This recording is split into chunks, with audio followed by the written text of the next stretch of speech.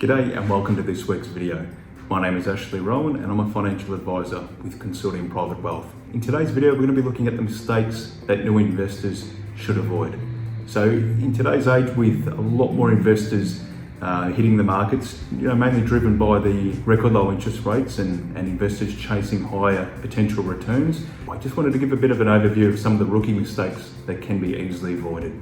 Now, the first one being not clearing debt first. So for the younger investor, who usually carry student loans or credit cards or buy now, pay later arrangements, what I would suggest is eliminating those debts first and freeing up your income. Clear debt before investing because it gives you a little bit more firepower to take advantage of any market movements that may come along. Second mistake is not having a strategy in place. So the desire to build wealth through investing, I wouldn't call a strategy. I would suggest setting realistic goals that are actually achievable and realistic, of course. Having those goals set will allow you to track and monitor your progress and allow you to make any adjustments along the journey of that investment time frame. Next mistake, not diversifying. So with higher returns equals high volatility and more risk. So a lot of people, as I mentioned before, turning to the share market in order to chase those returns. It's very important not to have all your eggs in the one basket.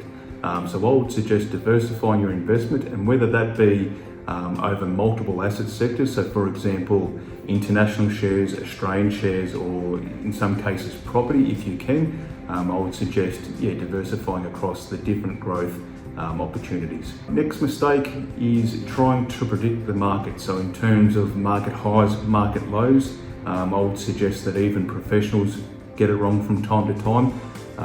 This opportunity is all about time in the market versus timing the market. If you can have your investments in the market for the long term, this is where you'll get most consistent results and returns throughout your investment journey. And finally, you need to review the reason that you're investing. It's definitely not a set and forget plan.